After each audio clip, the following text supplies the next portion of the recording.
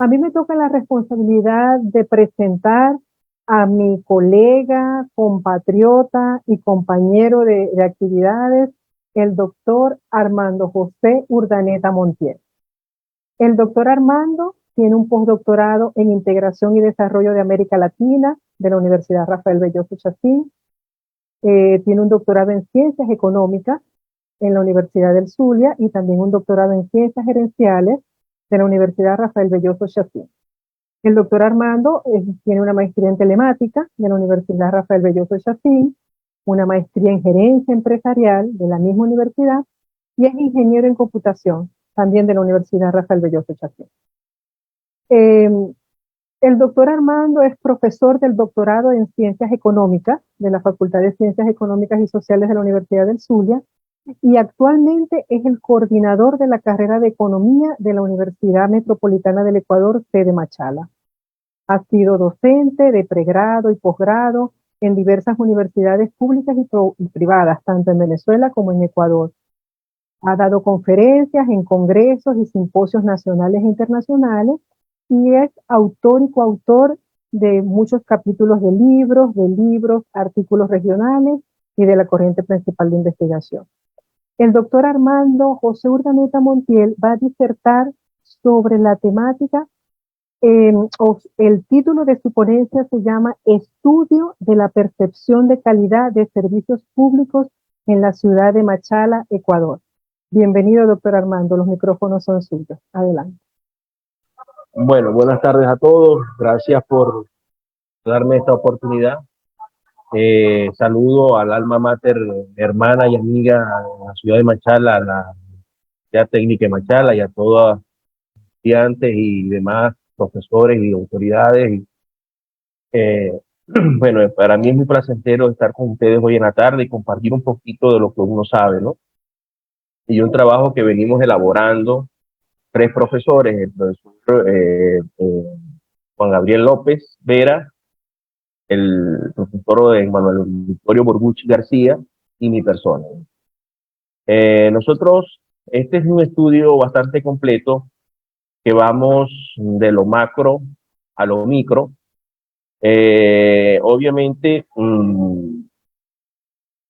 vamos de lo nacional a lo cantonal, y obviamente que lo que se trata de explicar en este estudio, cómo la política fiscal, en lugar de estar orientada a la generación de bienes públicos, para prestar bienes públicos de calidad, para ofrecer bienes públicos de calidad, también conocido como bienes de no mercado, es decir, bienes que no son de interés del mercado, y que obviamente son bienes públicos cuya responsabilidad en la oferta de dichos bienes recae en el Estado.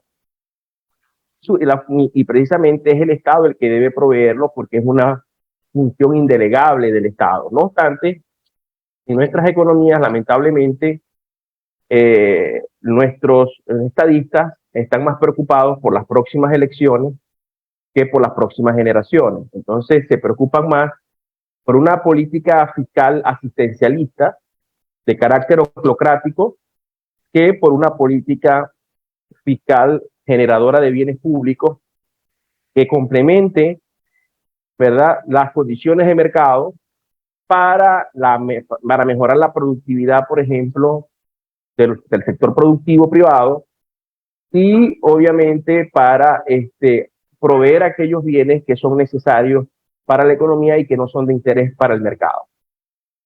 Obviamente que cuando hablamos de estos bienes públicos, todos los ciudadanos tienen una percepción sobre la calidad de estos bienes y, por supuesto, estos bienes se pueden dividir entre lo que son los bienes de consumo, ¿verdad?, cuando se le da más una orientación asistencialista a la política fiscal, o bienes de inversión, cuando se les da una visión más enfocada a la generación de bienes públicos en el manejo de la política fiscal. Es decir, nuestra política fiscal debería estar más orientada a la generación de bienes públicos que al asistencialismo. Lamentablemente, los programas sociales en nuestros países son el bastión político de quienes regentan el poder político. Y obviamente que esta visión del manejo de la política fiscal hace que el Estado descuide cuál es la función primigenia de la política fiscal como orientadora para el resto de la política y a su vez como generadora de bienes públicos, porque obviamente que todo gasto público representa o genera lo que se conoce como una eficiencia de Pareto, o la eficiencia de Pareto. Es decir, no es posible que el Estado tenga más recursos si antes esos recursos no fueron extraídos al sector privado de la economía. Por tanto, el sector privado de la economía deja de hacer uso de esos recursos para transferirlos vía impuestos al sector público. Y obviamente que eso genera un proceso de eficiencia de Pareto porque no es posible beneficiar un sector, en este caso al sector público, sin antes perjudicar al sector privado, porque ya el sector privado no puede hacer uso de esos recursos porque el Estado, a través de los impuestos, genera un proceso de avance sobre los derechos de propiedad de las empresas y las empresas no pueden hacer ya uso de estos recursos, sino que son transferidos al sector público. Y muchas veces, entonces, estos recursos, en lugar de ser utilizados para la inversión pública, que genere bienes públicos y complemente el proceso de crecimiento económico a través de los procesos de acumulación de capital, lo que hace es que lo destina al gasto corriente y al asistencialismo estatal precisamente para atender a aquel sector de la sociedad, también conocido como los free riders, ¿no? O consumidores parásitos, por usar un término quizás no es el mejor, pero bueno, también se les conoce con este término, ¿no? Y lamentablemente esa política fiscal es la que no permite que nuestros estados puedan crecer de manera más sostenida, puedan generar de manera más sostenida un proceso de acumulación de capital, se generen recurrentemente déficits fiscales, que es el padre de la deuda, que es impuestos a futuros para las futuras generaciones, y ese es uno de los problemas que tenemos más grandes en nuestro país, y que explican el por qué América Latina, ¿verdad? Y ahora les voy a mostrar, o les muestro una gráfica, sigue siendo el mismo porcentaje del PIB que era hace 40 o 50 años atrás a nivel global. Es decir, no hemos crecido. Seguimos representando la misma porción en la torta global. Nosotros hablamos de que una sola empresa pública, en este caso, ¿verdad?, puede ofertar toda la producción, en este caso con una visión monopolista, que necesita el mercado a un costo menor que si fuera ofertado por un conjunto de empresas competidoras. Lo que no se dice aquí es que obviamente si bien esto es cierto, muchos de estos costos que son subsidiados, por ejemplo, el subsidio a los servicios públicos que apliquen mucho en nuestro país, ese subsidio a la final alguien lo termina pagando, ¿ok? Y precisamente ahí es donde se produce lo que yo hablaba de la eficiencia de Pareto. Estas empresas ofrecen una amplia gama de bienes y servicios y no siempre el mercado está en capacidad de absorber su creación. Sin obstante, en el mundo hoy hay diferentes experiencias que demuestran, por ejemplo, que en el área de educación, con el sistema de voucher propuesto, por ejemplo, por Milton Friedman, como el proceso de la educación superior es viablemente privatizable, ¿no? Y como muchos bienes que por ahora pudiesen ser únicamente de interés para la generación del sector público, pueden pasar a ser, de acuerdo a ciertas condiciones de mercado, a ser generados por el sector privado.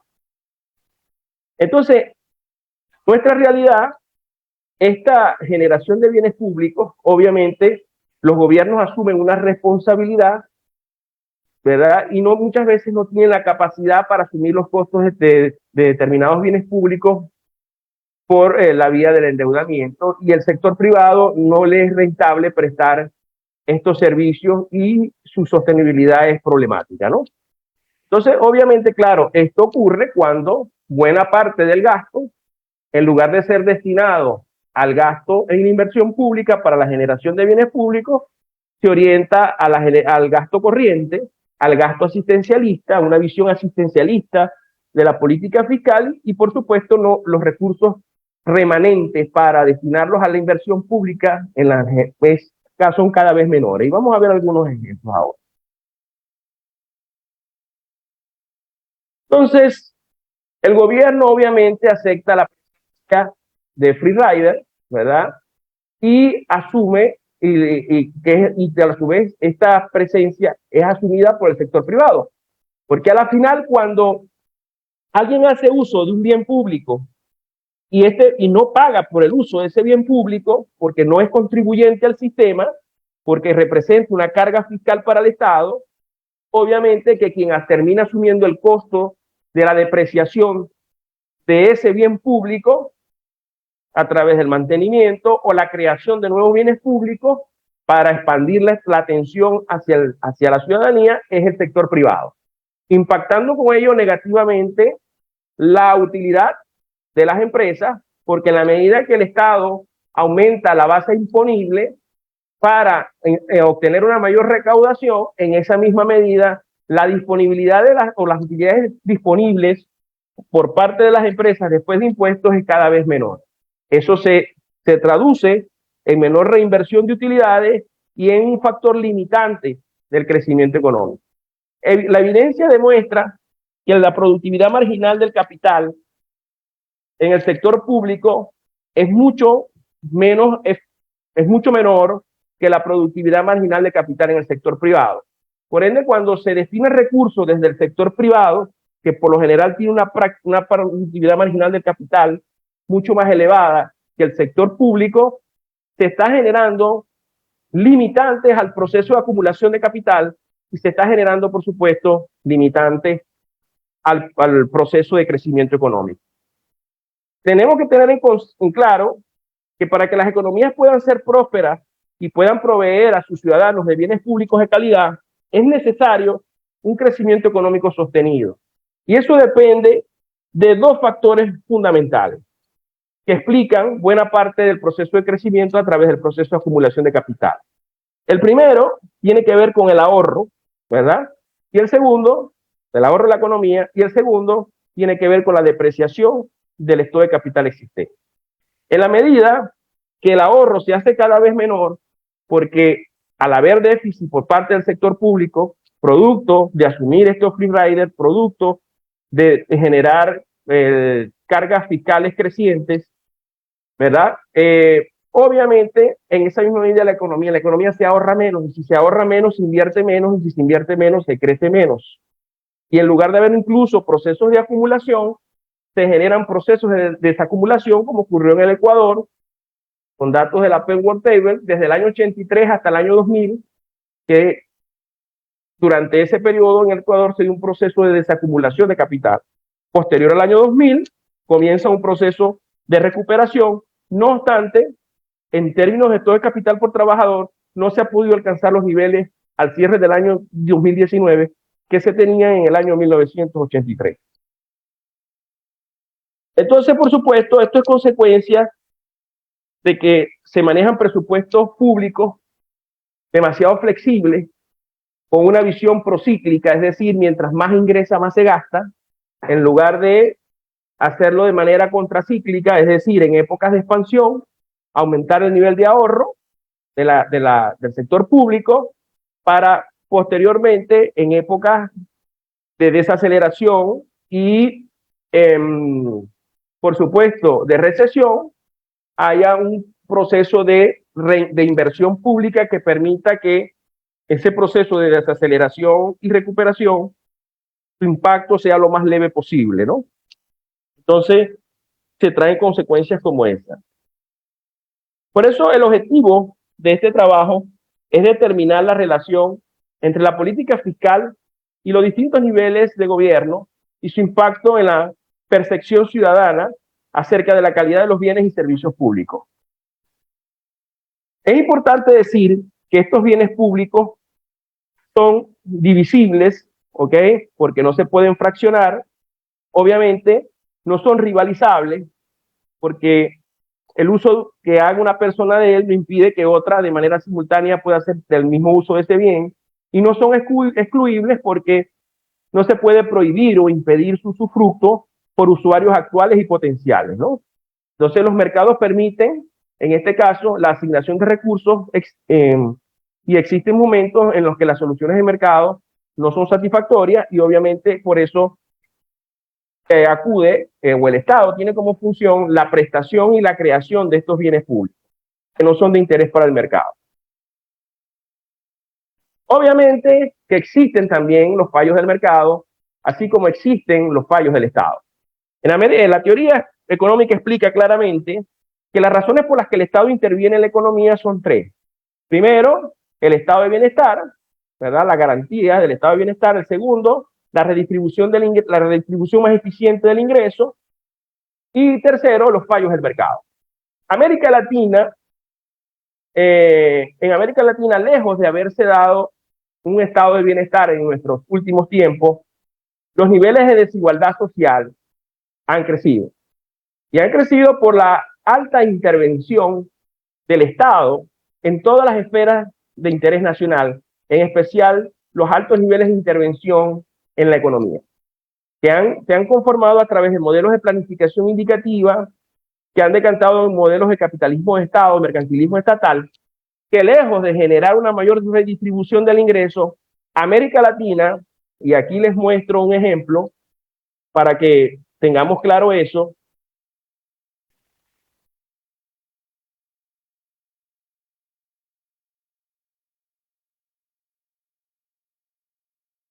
América Latina, con respecto al PIB global, en el año 1960 era el 6%.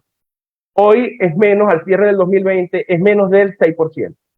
Es decir, si mostramos una tendencia creciente, obviamente, pero no hemos crecido parte de la torta, ¿ok? Igualmente, mientras que nuestra población igualmente se mantiene en los mismos niveles. Igualmente era 6% el tamaño de la población y más o menos del 6% en el año 2020 el tamaño de la población de América Latina respecto a la población del mundo. ¿Qué quiere decir esto? Que América Latina, en términos de renta, es una economía estancada. Y estancada porque precisamente no hemos sabido entender que primero hay que crear la torta para después poderla redistribuir, sino que queremos redistribuir antes de crearla. Y esa es una de las razones a las que nos ha llevado esta situación. Obviamente que en una economía existen fallos de mercado y fallos del Estado.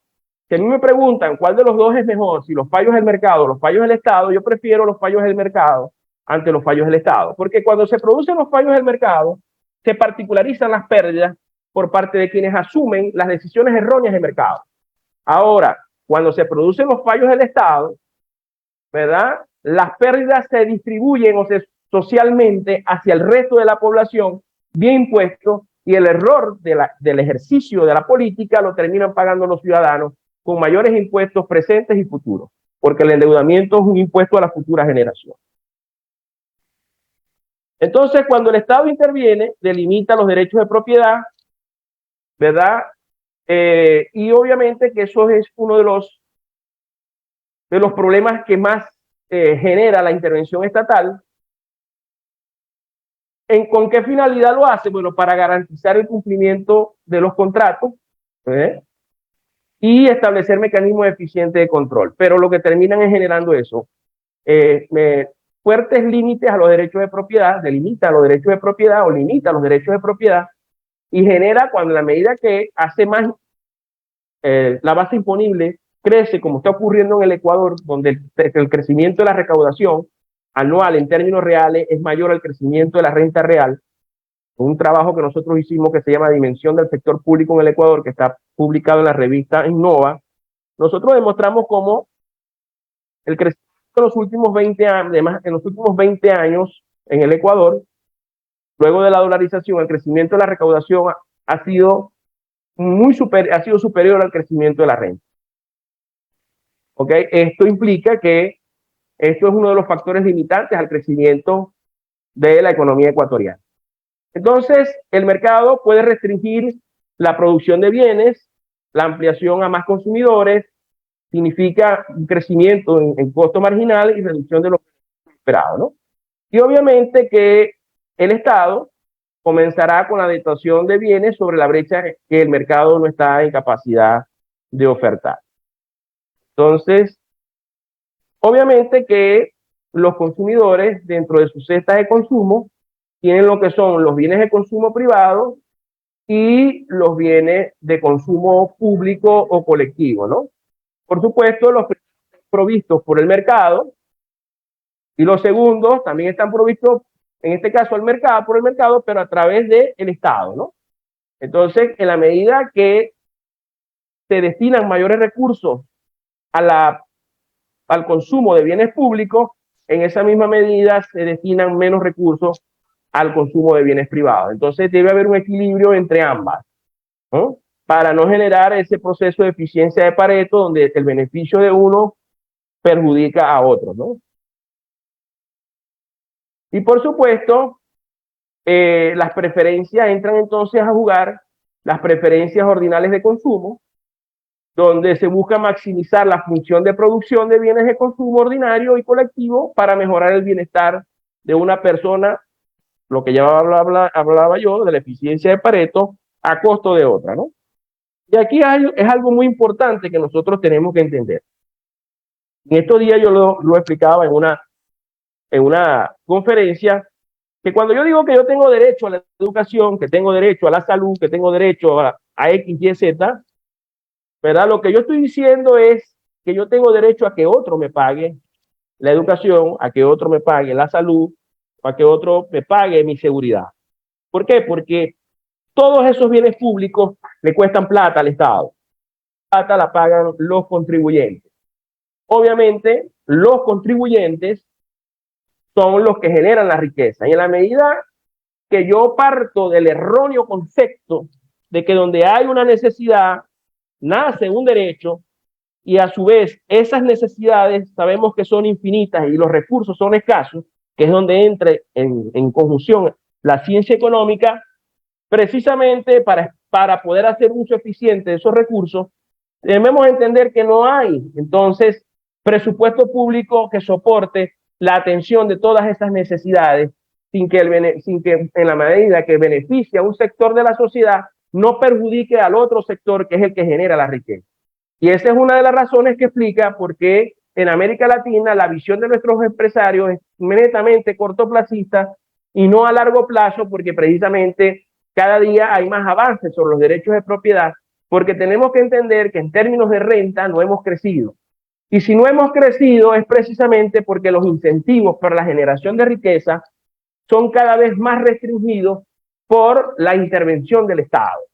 Con la finalidad de garantizar estas tres cosas, corregir los fallos del mercado, generar una mayor redistribución del ingreso y generar un mayor estado de bienestar. Pero resulta ser que ninguna de las tres se cumple, porque cada vez más el estado de bienestar en nuestros países está cada vez más deteriorado, la renta se redistribuye de manera cada vez más desigual, y lo que sí existen es grandes grupos políticos que son los que más se han beneficiado y son los que más han podido surgir desde el punto de vista económico en lugar del resto de la sociedad. Con lo cual el Estado, como lo explica muy bien el economista Javier Milei, no es eficiente haciendo uso de los recursos en comparación con el sector privado. Entonces, obviamente que las preferencias entre consumos de bienes públicos y privados, como ya lo indicábamos, aquí los tenemos en estas curvas de indiferencia, donde tenemos las rectas de restricción presupuestaria y donde esas curvas de indiferencia, ¿verdad?, representan el uso, la utilidad, ¿verdad?, la maximización de la utilidad que hace, en este caso, el consumidor respecto al uso de su presupuesto para destinarlo, bien sea a bienes de consumo privado o a bienes de consumo público. Y donde las curvas B y B' son intuitivas, dependen de las preferencias de los consumidores, como diríamos los economistas austríacos, de las preferencias intertemporales de los consumidores, y por supuesto que un gasto público más bajo, los individuos prefieren consumir bienes privados, y con un gasto público más elevado, los individuos prefieren el consumo de bienes públicos. Y por supuesto, antes y después de un mayor gasto público tenemos las E y E', ¿no?, que es el punto, aunque nunca se tocan, estas curvas de indiferencia con respecto a la recta de restricción, ¿verdad? La combinación de E' con respecto a E representan el efecto de expulsión de bienes privados que estarían representados por el adicional de recaudaciones que debe establecer el gobierno para financiar el gasto expansivo. Entonces, la provisión de estos bienes públicos obviamente representa una afectación directa a la forma en que se asignan los recursos privados y el bienestar social, porque en la medida que el Estado tiene más dinero, apréndanse esto, mientras el Estado tiene más dinero en los bolsillos de quienes regentan el poder político, el ciudadano tiene menos dinero en su bolsillo. Eso es un axioma directo. En la medida que el Estado tiene más recursos, el ciudadano común, el trabajador, el laburante, tiene menos dinero en su bolsillo. Y por supuesto, todo esto influye en la productividad, el hecho de que cuando el Estado interviene y se convierte en complemento de capital y trabajo privado para mejorar los procesos productivos, eso sí, cuando se destina a la generación de bienes públicos, ¿no? Y se enfocan exclusivamente en estos bienes públicos en mejorar el bienestar. Por eso que cuando el Estado dice, yo intervengo para generar un estado de bienestar y resulta ser que el presupuesto público mayoritariamente no se destina a la generación de bienes públicos, entonces no está cumpliendo su función en la generación de un estado, en mejorar las condiciones del estado de bienestar. Es totalmente falso. Y por supuesto que estos bienes públicos interactúan con el consumo de bienes privados. Y aquí una de las grandes discusiones que se da sobre el manejo de la política fiscal, si esta es de carácter expansivo, si esta es de carácter restrictivo. Muchas veces se habla de que la política fiscal en América Latina tiene como característica única es que es expansiva y que rara vez hay restricciones, sobre todo en el gasto político, ¿no? Eso es cierto, pero también es cierto que no necesariamente las políticas fiscales siempre tienen que ser bajo determinadas características. Hay trabajos, y nosotros los hemos desarrollado, donde se explica claramente que la política fiscal que le conviene, por ejemplo, a países como el Ecuador, es una política fiscal que sea contracíclica respecto al ciclo global. Al igual que al resto de las economías en el mundo meramente exportadoras de commodities, son economías que deberían tener una política fiscal contracíclica respecto al ciclo expansivo global de la economía, que es cuando los precios de los commodities se elevan. Los estados deberían aprovechar esos periodos de expansión para aumentar los niveles de ahorro, ¿verdad? Elevando el nivel de reservas internacionales, los fondos públicos, de manera de poderte generar un colchón, por decirlo de alguna forma, o un respaldo cuando se dé el proceso de desaceleración y recesión económica como consecuencia de los ciclos naturales de la economía que pueden ser explicados por diversas fuentes. Una, por las fuentes de la oferta y la demanda de bienes y la saturación de las cadenas productivas, otras por razones monetarias, que es a la cual yo me apego, que es la teoría del ciclo económico de Hayek, que explica claramente que las razones de los ciclos económicos están explicadas por las razones monetarias, producto de las políticas de intervención de los bancos centrales. Y precisamente es allí donde yo, la teoría con la que yo converjo, con la que yo comulgo, y pienso que las políticas fiscales en nuestros países deberían ser de carácter contracíclico y deben ser expansivas en procesos de recesión, ¿verdad? Y restrictivas en procesos de expansión. Por eso es que hablo de que es contracíclica, contra el ciclo. Esa debería ser nuestra política, y no como lo ha sido históricamente de carácter procíclico.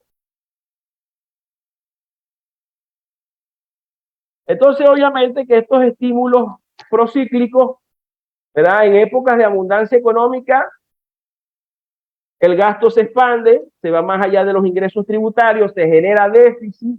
Estos déficits producen un crecimiento del nivel de endeudamiento que es impuesto a las funciones.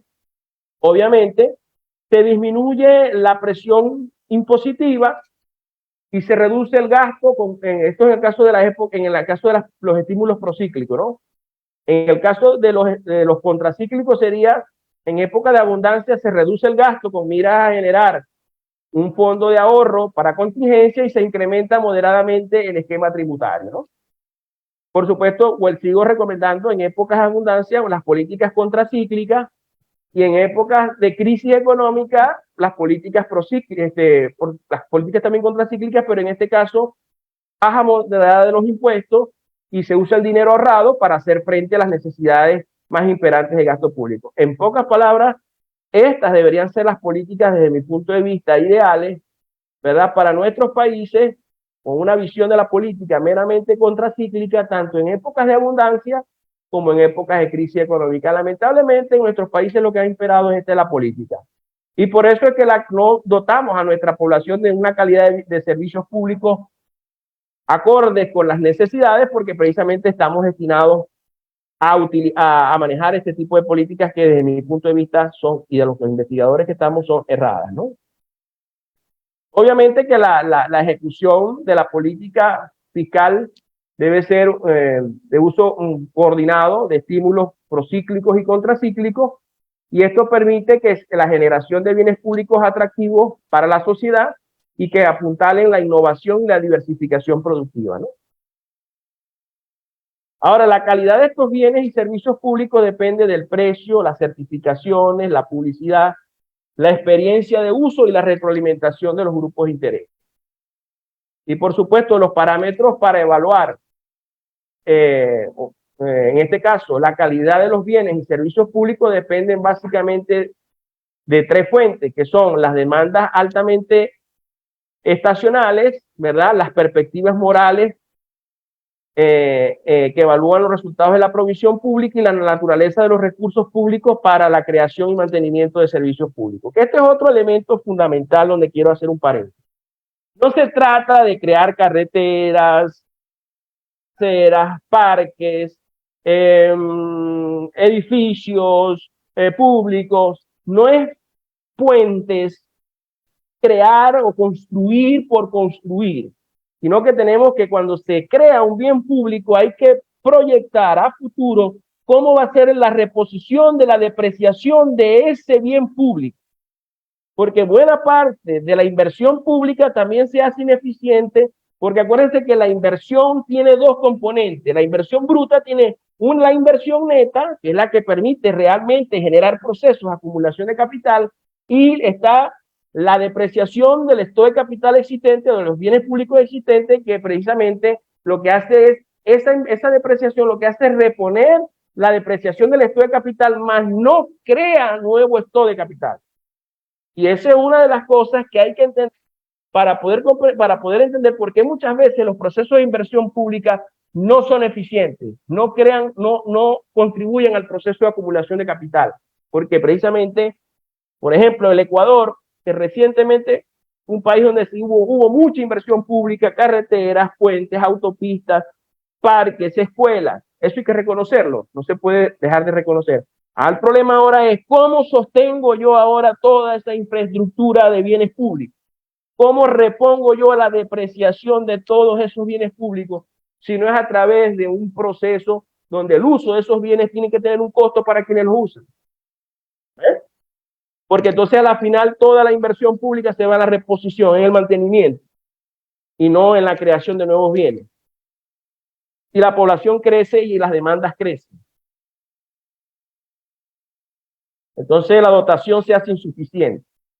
Entonces los ciudadanos tienen una percepción de estos bienes públicos sobre la calificación sobre su eficiencia, la evaluación de la satisfacción sobre la calidad de los servicios públicos, y estos conceptualizan y comparan características de valor, oportunidades de mejora y contribución a un mejor desempeño de las instituciones públicas, y organizan e interpretan estímulos recibidos por conocimiento y experiencia en la calidad de bienes y servicios públicos. Obviamente, el razonamiento que nosotros hicimos acá está en función de la experiencia, el razonamiento deductivo e inductivo que da a la postre lo que es el método científico, ¿no? Por supuesto, dentro del razonamiento tenemos el razonamiento deductivo, inductivo y explicativo. Los resultados de este trabajo básicamente contemplan un instrumento de investigación que se aplicó. Claro, también vamos a mostrar un análisis macro para poder dar explicación a este análisis más focalizado, más sectorizado a nivel del Cantón Machala, un instrumento de 72 ítems aplicado a 421 habitantes de 8 parroquias de acá del Cantón Machala, mediante un muestreo aleatorio simple, con preguntas con respuestas dicotómicas y respuestas múltiples, de alternativas múltiples, por supuesto, donde hay 18 indicadores, también conocidos como variables observables, y 5 dimensiones, que son las variables latentes, ¿no? Utilizando un muestreo bajo el criterio de la máxima varianza, con un 5% de error y 95% de confianza. La escala de medición que se utilizó es esta para calificar, de acuerdo a los ciudadanos, la calidad de los servicios públicos: alta calidad, buena calidad, aceptable, baja o muy baja calidad. Y por supuesto, aquí están todas las variables latentes y las dimensiones que fueron asumidas como factores, ¿no? Para después, posteriormente, hacer un análisis de ecuaciones estructurales, ¿no? Hacer un modelo de ecuaciones estructurales para fundamentar unas teorías con las cuales estamos trabajando. Pero previo a todo eso, en la discusión de resultados se observa cómo en el Ecuador, para poder entender esa realidad contextualizada acá en el Cantón Machala, tenemos que ver cuáles son las razones macro que lo explican. Entonces, en estas razones macro tenemos que en el Ecuador, a partir del año 2014, como pueden ver acá, ¿verdad? Con la caída internacional de los precios del petróleo, el Estado se dedica, buena parte del presupuesto público lo destina en mayor cuantía, porque cae, por supuesto, el ingreso fiscal en términos reales, entonces destina más recursos al gasto corriente que al gasto en inversión. Fíjense cómo la brecha que se hace, sobre todo aquí, en el año 2018, 2019, porque esto está acá hasta el 2021, viene la brecha que se hace entre el gasto corriente y no corriente, ¿no? O el gasto de capital. Entonces, obviamente que esta brecha hace ver claramente que el gasto, la política fiscal o el gasto del Estado está básicamente orientado al asistencialismo, al pago de nómina, al pago de ayudas sociales, a la financiación de ayudas sociales y no a la generación de bienes públicos.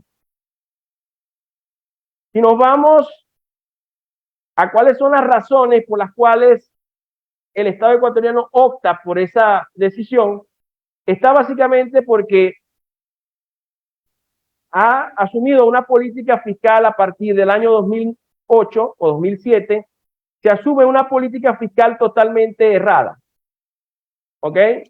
Una política fiscal totalmente errada que se mantiene hasta el año 2018, ¿no?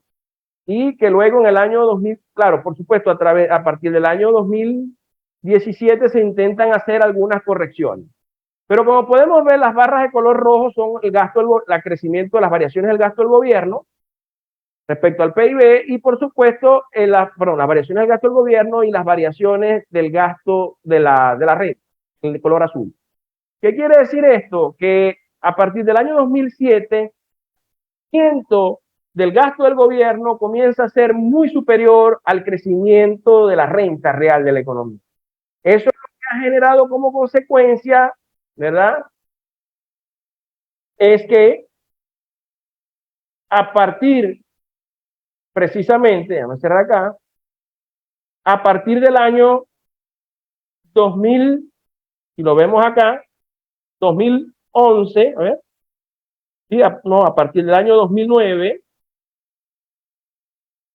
el Ecuador comienza a tener problemas de déficit fiscal.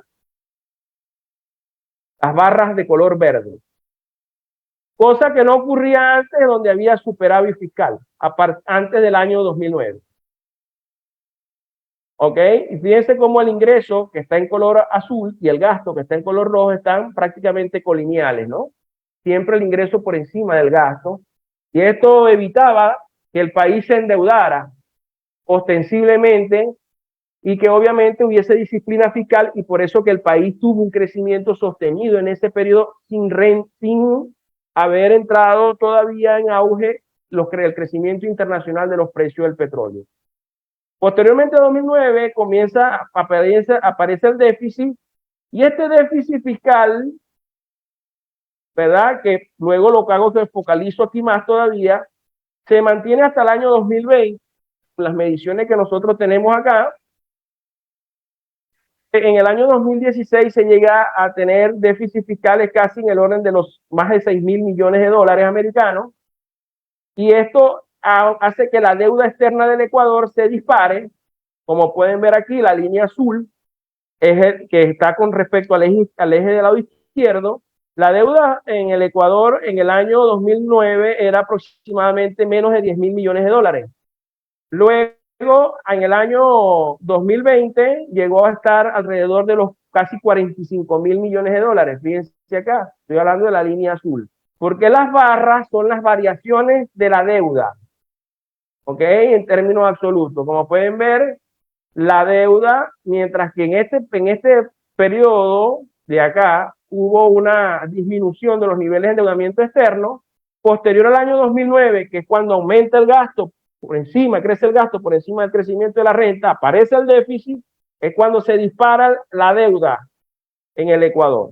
Esto es una de las razones que explica por qué el Estado ecuatoriano destina tantos recursos, no solamente al gasto corriente para meramente financiar el gasto asistencialista, sino también para cumplir con sus obligaciones de endeudamiento externo, que representan impuestos a las futuras generaciones, ¿no?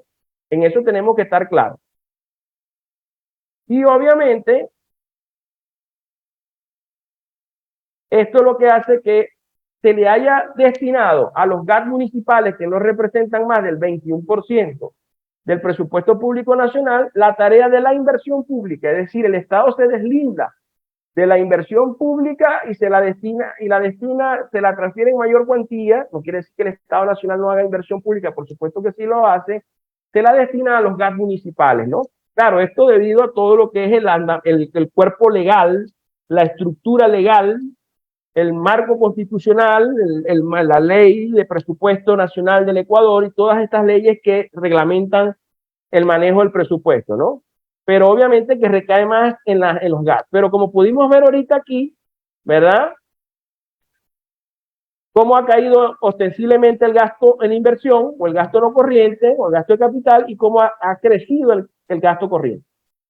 Eso hace que la política fiscal no esté orientada a la generación de bienes públicos y por lo tanto no pueda cumplir su función como, en este caso, como complemento del sector privado. Igualmente, en el caso de los gobiernos, fiscales, acá sí hay, en algunos casos, un mayor gasto, en este caso corriente respecto al gasto no corriente, y por supuesto, los GAT de manera general presentan un comportamiento diferente al gobierno central, es decir, mayor parte del presupuesto de los GAT está destinado al gasto en inversión que al gasto corriente, mientras que en el gobierno nacional está más orientado al gasto corriente que al gasto de capital, ¿no? Obviamente,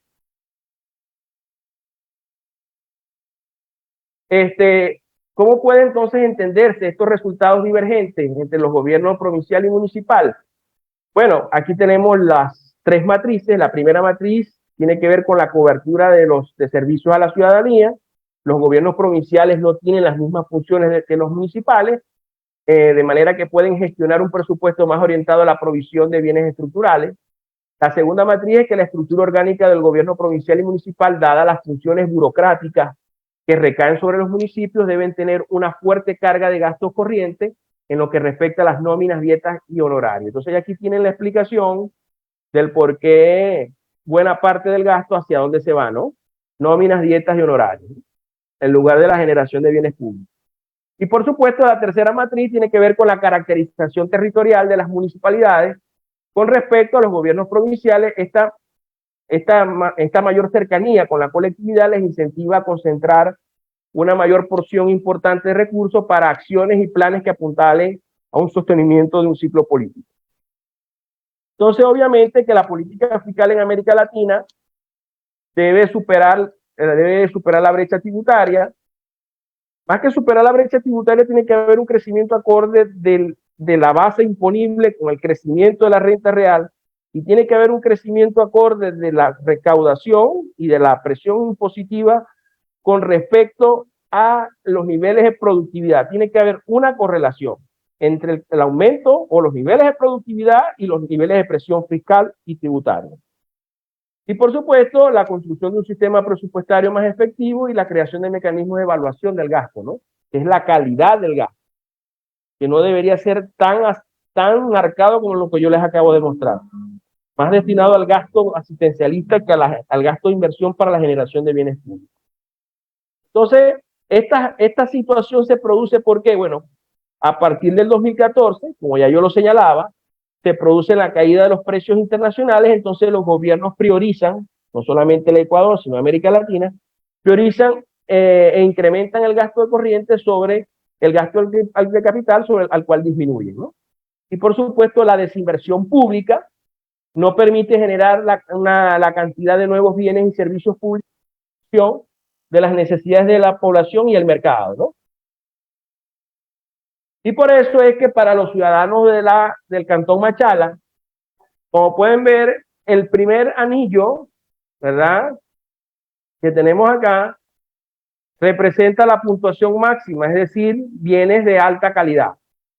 Es decir, si yo me logro ubicar,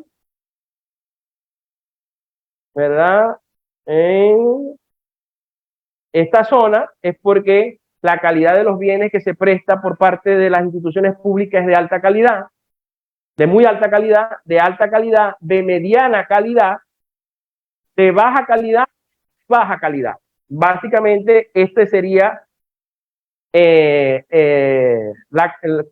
los indicadores o la medición, el baremo con el que se trabajó para determinar hasta qué punto una encuesta aplicada a 421 personas en las 8 parroquias del Cantón Machala, y donde pudimos ver que la mayor parte de los servicios que se prestan, que los pueden leer de acá directamente, están ubicados, ¿verdad?, entre el primero y el segundo anillo. Es decir, para los ciudadanos del Cantón Machala, la mayor parte de los servicios que se prestan son de baja calidad. Es decir, el Estado no está cumpliendo con su función en la generación de bienes públicos. Es decir, una demostración, una evidencia más de la ineficiencia del Estado, que seguramente que en manos del sector privado estaríamos mucho mejor.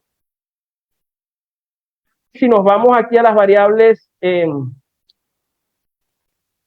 no observables, ¿verdad?, que son las dimensiones, que son instituciones públicas, condiciones del patrimonio cultural y natural, seguridad ciudadana, servicios públicos a la vivienda, transporte y vías terrestres. Aquí podemos ver que por supuesto, la situación es la misma, ¿no? Estamos entre el primero y el segundo pentágono.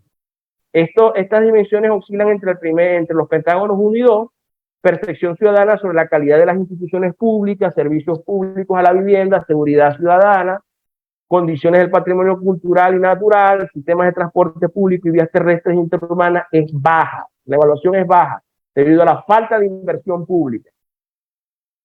¿Por qué? Porque el Estado se aboca a otras situaciones. En base a eso, nosotros desarrollamos un modelo de ecuaciones estructurales que permitiera cotejar esta realidad, esta percepción ciudadana, que explican la percepción ciudadana sobre los servicios públicos, y obviamente que aquí pudimos encontrar que existe una alta correlación y covariación entre las variables latentes que explican la calidad de los servicios públicos y que están, por supuesto, en este pentágono que les mostraba ahorita acá. Obviamente, aquí tenemos la evaluación que hacen los ciudadanos de la ciudad de Machala o del Cantón Machala sobre la calidad de los servicios públicos. Como pueden ver, el 45.13% de los encuestados dicen que es de baja calidad y el 4,04, el 2.14, a ver, el 4,04 nos indica que es de muy baja calidad. Es decir, que estamos hablando de que el 50% prácticamente, vamos a hacer un poco, el 49,17% de los ciudadanos del Cantón Machala expresan o perciben que los servicios públicos son de baja calidad. Es decir, el Estado, a través de los diferentes niveles, no está cumpliendo su función en la provisión de bienes públicos. Y por supuesto, esta percepción ciudadana sobre la calidad de los bienes públicos en el Cantón Machala. En este caso se puede también hablar de que son de moderada a baja calidad, y la migración hacia otras ciudades o entidades federativas producto del mal desempeño de los gobiernos locales también es una realidad, y la confianza en la labor de las instituciones públicas es cada vez menor o es reducida. Y por supuesto, lo que tiene que ver con cómo influye esta situación, esta percepción, por supuesto, influye negativamente en los niveles de aceptación política y la evaluación de la gestión pública, ¿no? Entonces, eso es una realidad que está ahí. Nosotros hicimos aquí un análisis, una prueba de hipótesis, valorando un valor de prueba de 1431,4, que en el baremo construido implica que a partir de ese puntaje se obtiene o se verifica si los servicios son de buena calidad. Pensiones evaluadas nos salieron con un sigma bilateral menor al 0,05, con lo cual se verifica la hipótesis de que los servicios prestados por parte de los entes públicos, la calidad de los bienes, de los servicios públicos prestados por los entes públicos en la ciudad de Machala no son de buena calidad. Y en las conclusiones planteamos entonces algunas conclusiones. Decimos que el sistema de mercado cumple una función importante en la asignación de recursos frente a los diferentes agentes que participan de la actividad económica. La necesidad de inclusión del Estado, obviamente, la mayor dotación de bienes no deseados versus bienes deseados. La provisión de bienes públicos ocurre en espacios donde el mercado restringe su participación, y la mayor producción reporta un incremento del costo marginal, por supuesto, y se reduce el beneficio esperado. Eso en cuanto a las empresas. Y obviamente que la asignación de bienes públicos es limitada, y la provisión de bienes públicos en Ecuador, gobierno central y niveles de gobierno autónomos y descentralizados, en las unidades de análisis provincia del Oro y Capital Machala, nos evidencia que la calidad de los bienes públicos o la provisión de los bienes públicos no es eficiente. Bueno, con esto cierro mi participación y quedo abierto al ciclo de preguntas.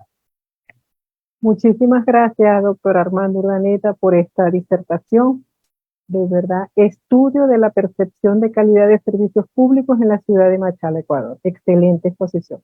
Tenemos algunas preguntas, pero por efectos del tiempo voy a tomar dos para que usted tenga bien responder. A ver, dice por aquí.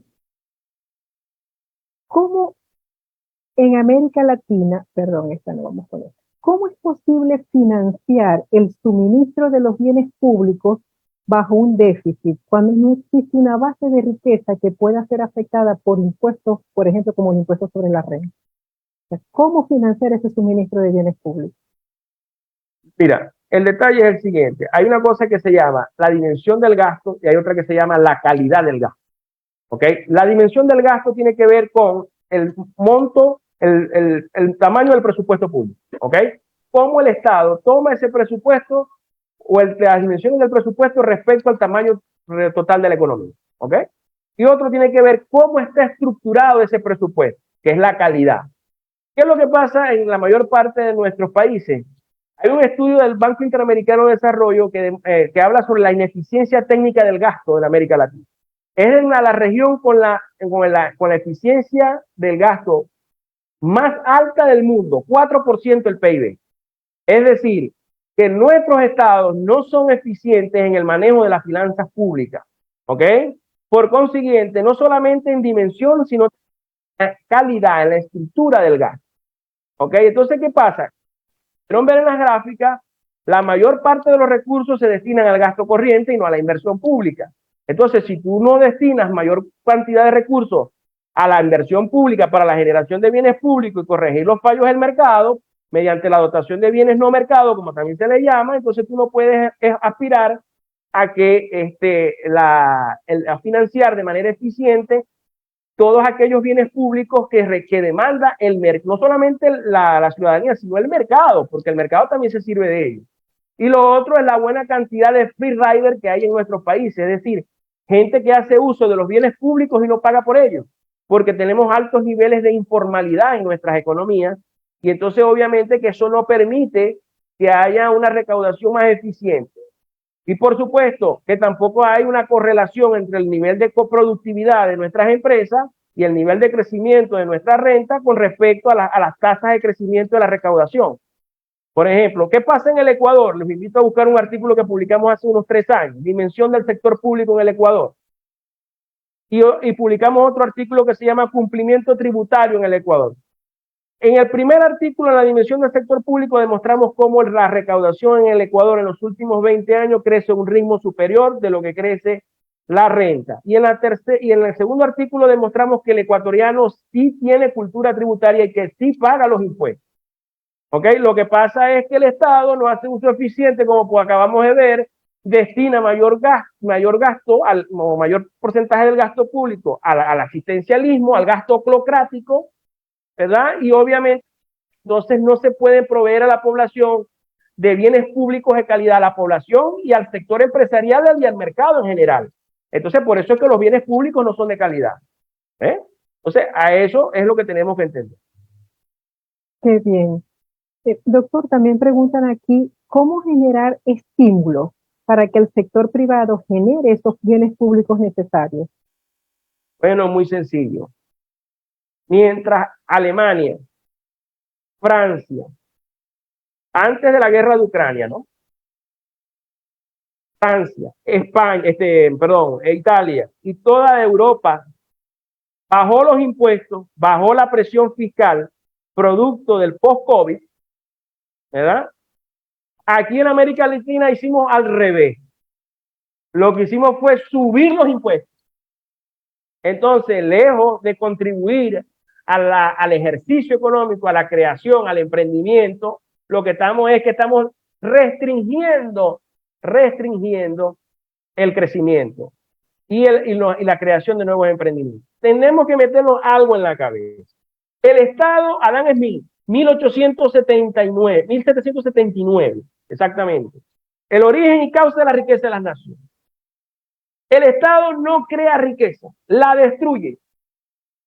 El Estado lo que hace son transferencias desde el sector privado hacia el sector público.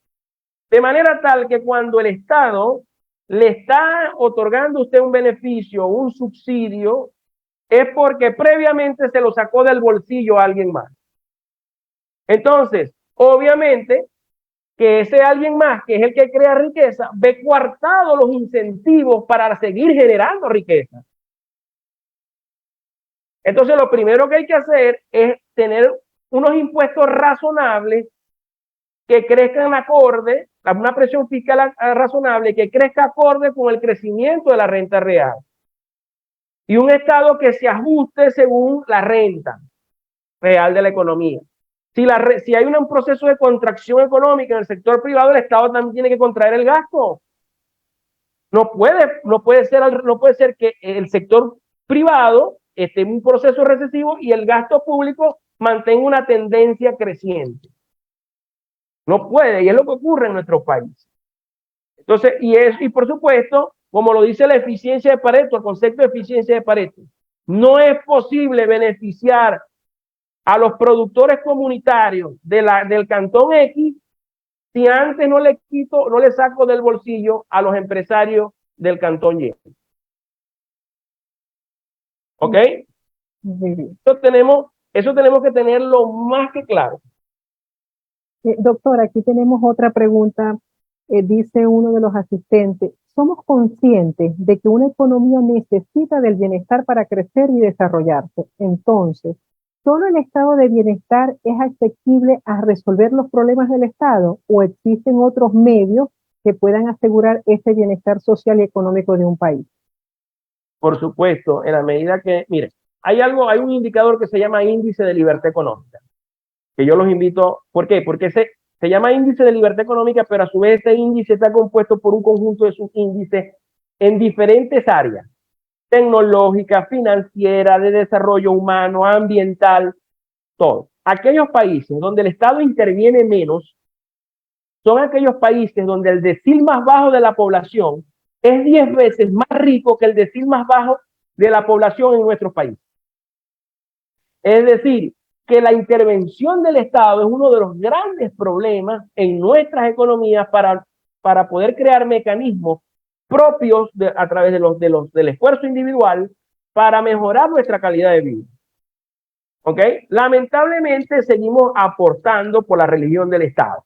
Como se habrán dado cuenta hoy en la tarde, les hablo un liberal. Yo soy un liberal de formación. Es decir, al igual que su profesor John Campuzano, que lo deben tener por ahí, que es un amigo mío, ¿verdad? Somos liberales, somos austriacos, ¿ok? Pertenecemos a la misma escuela. Entonces, obviamente que nosotros apostamos, ¿verdad? Nosotros apostamos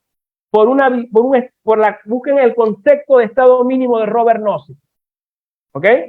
El concepto de Estado mínimo de Robert Nozick explica claramente que el Estado no puede desaparecer, que el Estado hace falta, pero que el Estado tiene unas funciones y que el resto de las cosas deben recaer en las decisiones individuales. Porque los individuos no somos producto de la intervención del Estado, sino de las decisiones individuales que nosotros tomamos. Y la agregación de esas decisiones individuales en la búsqueda del bienestar particular es lo que permite las transformaciones sociales y los movimientos sociales ascendentes. Eso se llama individualismo metodológico. ¿Me entiende? Entonces, eso es lo que nosotros que tenemos que entender, que a través de la menor intervención, de la creación de mecanismos por iniciativas propias de los ciudadanos, es que nosotros podemos mejorar el estado de bienestar sin la necesidad de que el Estado intervenga, porque el Estado no es eficiente. El Estado eficiente es un oxímoron. ¿Okay? El Estado eficiente es un oxímoron, es decir, es una contradicción. Un oxímoron quiere decir eso, es una total contradicción. Entonces, obviamente, y ahí me acuerdo siempre de mi maestro, Emanuel Borgucci, que es el que me ha enseñado el 90% de las cosas que sé, con la que leo y discuto hasta 3 horas por WhatsApp de llamadas. Tenemos a veces por teléfono, hasta que no se descarga la batería del celular, no dejamos de hablar. Entonces, obviamente, esa es la realidad que tenemos. Mientras sigamos apostando por el Estado en lugar del mercado y del esfuerzo individual, vamos a estar en estas condiciones y no vamos a poder mejorar el estado de bienestar. Porque hay algo muy sencillo, lo decía Milton Friedman. Hay 4 formas de gastar el dinero. Gastar mi dinero en mí mismo. Tenemos una profesora de microeconomía que fue la que me presentó. Cuando yo gasto mi dinero en mí mismo, voy a maximizar la utilidad de mi dinero. ¿Ok? Al máximo, porque es mi dinero en mí mismo. ¿Ok? Por supuesto, si gasto mi dinero en otra persona, ¿verdad? Voy a tratar de maximizar también la utilidad, pero no me va a importar mucho más cuánto voy a gastar. Voy a tratar de quedar lo mejor posible con el menor gasto posible. ¿Verdad? Ahora, si lo gasto en mí, no aunque lo voy a buscar siempre maximizar la utilidad de mi dinero, voy a tener en cuenta tanto el beneficio personal como la cantidad de dinero que estoy erogando. Y la tercera forma de gastar mi dinero es gastar el dinero, en este caso, cuando lo tiene el Estado. Pues la tercera forma de gastar el dinero es cuando yo le entrego mi dinero al Estado vía impuestos y el político gasta el dinero que yo le estoy entregando vía impuestos en otros. Entonces ahí no le va a importar cuál va a ser el beneficio, sino el bienestar particular de él. Y la otra forma de gastar el dinero es cuando el político gasta el dinero de otros, que es el impuesto, en él mismo. Que ahí sí no le importa cuánto sea el dinero, sino el beneficio particular. ¿Qué quiero decir con esto? Que el político no tiene incentivos para hacer las cosas bien. Lo haga bien o lo haga mal, siempre al año siguiente van a haber más impuestos que van a poder corregir los fallos del mercado generados por sus malas decisiones. Mientras que el empresario, si se equivoca, paga el precio del quebrando. Se particulariza la mala decisión, mientras que cuando la decisión es pública se sociabiliza y lo pagamos todos. Cuando el Estado ecuatoriano le subsidia el combustible a los camaroneros, este subsidio lo estamos pagando el resto de los residentes en el Ecuador. ¿Ok? Si bien no lo pagan ellos, lo pagamos nosotros. Porque no se almuerza como un almuerzo gratis. Claro. ¿Ok? Como decía mi profesor José, no hay tal cosa como un almuerzo gratis. Entonces, alguien tiene que pagar el precio. Entonces, cuando se crea un subsidio, quienes los pagamos somos los contribuyentes, el resto de los contribuyentes. Entonces, nuevamente el concepto de eficiencia de Pareto. Beneficio a los camaroneros en perjuicio del resto de la sociedad de los ecuatorianos y residentes en el Ecuador que contribuyen al sistema. Entonces, eso es lo que tenemos que tener claro, ¿no? No sé si habrá otra pregunta. Muchísimas gracias, doctor Armando. De verdad que ha sido un placer compartir con usted y con todos los asistentes. Ya tienen el link para registrar su asistencia, ¿sí? Muchas gracias, doctor Armando. Le doy entonces la palabra al doctor Virgilio Salcedo. Muchísimas gracias, estimada Anita. Gracias, profesor Armando. Muy querido por todos nosotros. También fue nuestro profesor en el doctorado. Muchísimas gracias por compartir sus conocimientos e investigaciones, estimado doctor.